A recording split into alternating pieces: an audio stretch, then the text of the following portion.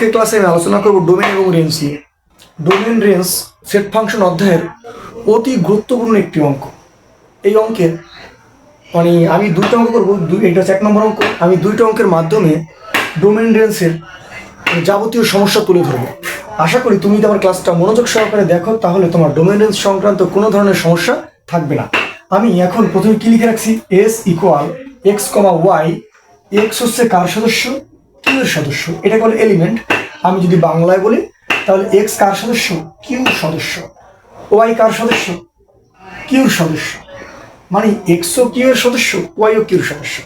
এবং x minus Y equal to, এখানে দেখো আমার কিউ মান দেওয়া আছে, কিউর একটা মান দেওয়া আছে। আমি প্রথমেই যেই কাজটা করব, এটা লিখব কি, এস এর বর্ণিত শর্ত থেকে পাই X minus Y equal to. আমি বাংলায় কথাটা লিখি, এখান থেকে সমাধান করা শুরু করি। সমাধান,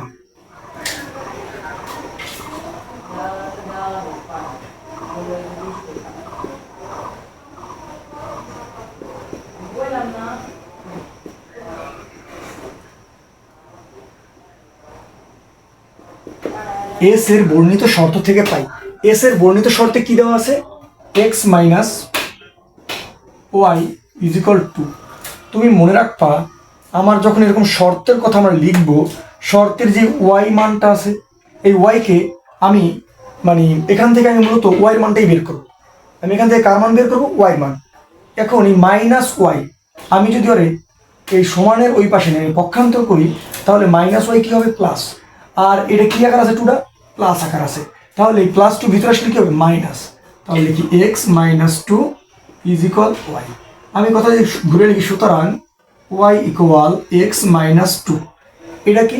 এটা হচ্ছে আমার এস এর বর্ণিত শর্তের যে ওয়াই এর মান। এখন আমি কি করতে পারি অঙ্কটায়? দেখো, এখানে কিউ এর একটা মান দিয়ে আছে, অবশ্যই কিউর কোনো একটা কাজে লাগবে, কারণ এখানে বলছে এক্স কার সদস্য? কিউর সদস্য। ওয়াই কার সদস্য?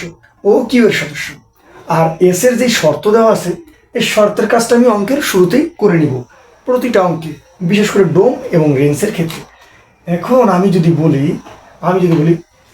এই এক্স কার সদস্য? কিউর সদস্য। আমি বলবো এক্স এলিমেন্ট অফ কিউ এর জন্য, দেখো কথাটা বাংলায় কথা কি হবে?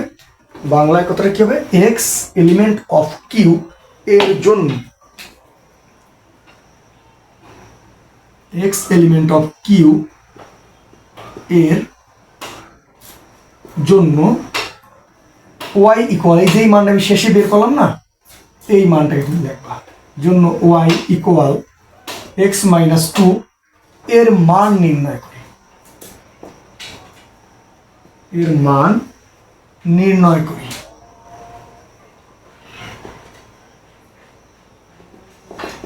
দেখো আমি কিভাবে মান নির্ণয় করি। প্রথমে এটার একটা কি করবো, আমরা ঘর করব। এখানে আমরা একটা ঘর করে নিই, দেখি একটা হচ্ছে এক্স আর একটা কি ওয়াই। দিলাম এক্স, এটা দিলাম কি ওয়াই। দেখো আমি কি বলছি, এক্স কার সদস্য? কিউর সদস্য। তাহলে এক্স এর ঘরে যেই কটা মান বসাবো, সব কটা কার মান বসাবো? কিউ এর মান। প্রথমে হচ্ছে মাইনাস টু, তারপরে কি দেওয়া আছে? মাইনাস ওয়ান, তারপরে 0 1 0 1।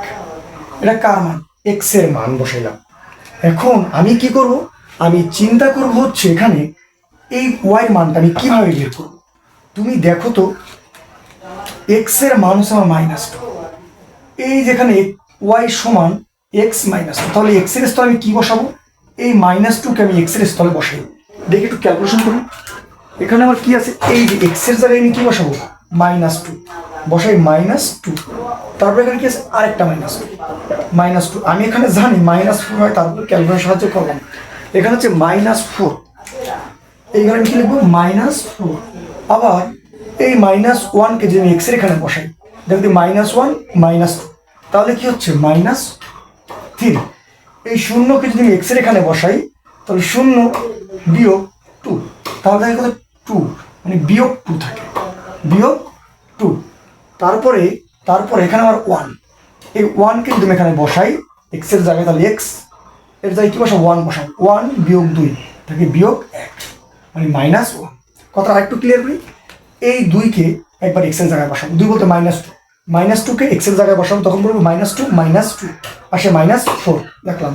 আবার এই -1কে আমি এক্স এর জায়গায় বসাইলাম, -1কে যখন এক্স এর জায়গায় বসাইলাম তাহলে -1 -2 ক্যালকুলেশন করবো -3, আবার দুঃখিত আবার হচ্ছে 0কে আমি এখানে বসাই এক্স এর জায়গায়, তাহলে 0 মানে -2, তাহলে থাকে কি -2।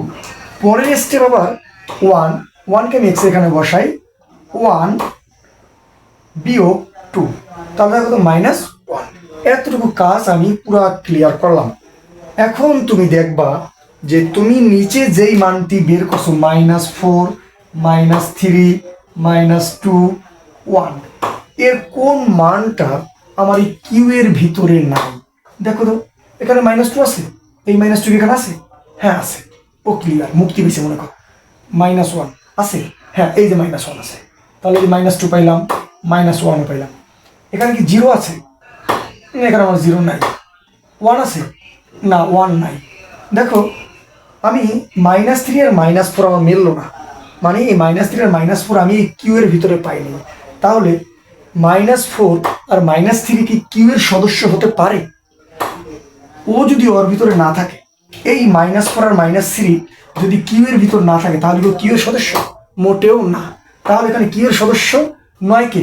-4 -3। আমি এই সাইডে লিখি, যেহেতু -4, -3 কার সদস্য নয় বলতো? কার সদস্য নয়? এখানে কিউ এর সদস্য নয়, এগুলো এই কারণে সদস্য নয়, মানে কাইটা দিলাম দিয়া, ঠিক আছে। সেহেতু এখন ও যদি সদস্য না থাকে, অলরেডি সঙ্গী আছে, এই যে -2, তুমি কি দিবে এখানে? -2 কি, এই যে 4 -4, আরেকটা কি আছে -1 -3 -1 -3। তুমি লাইনগুলির সামনে সামনে রাখবা, আমার জায়গা ঘোরা থেকে আমি এখানে লিখছি। এটা কার সদস্য নয় মূলত? এটা মূলত এই এস এর সদস্য নয়। লেখা দেবে কি? এস এর সদস্য নয়। তাহলে এই এস মানে কি হতে পারে দেখো তো?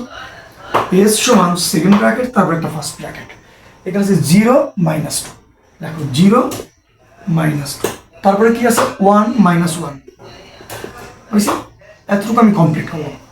আমি যদি এখন বলি যে প্রশ্নতে বলছে কি, আমার প্রশ্নতে বলছে যে ডোমেন এবং রেঞ্জ নির্ণয় করার কথা, ডোমেন এবং রেঞ্জ নির্ণয় করার কথা এইটা দিয়া। তাহলে আমি ডোমেন এবং রেঞ্জ কিভাবে নির্ণয় করবো? এইটার যে প্রথম উপাদানগুলো আছে, এই যে প্রথম উপাদানগুলো আছে, এই প্রথম উপাদানকে বলে কি? প্রথম উপাদান যা আছে তাকে বলে ডোমেন, এবং দ্বিতীয় উপাদানকে কি বলে? রেঞ্জ। তাহলে আমি লিখি ডোমেন, এখানে যেহেতু এস অন নয়, এস লিখি সমান সেকেন্ড ব্র্যাকেট, ডোমেন হচ্ছে 0 0 আর 1 0 1, আর রেঞ্জ কি? রেঞ্জ হচ্ছে -2 -1 -2 -1, আমি সামনে লিখে দিই। এবং রেঞ্জ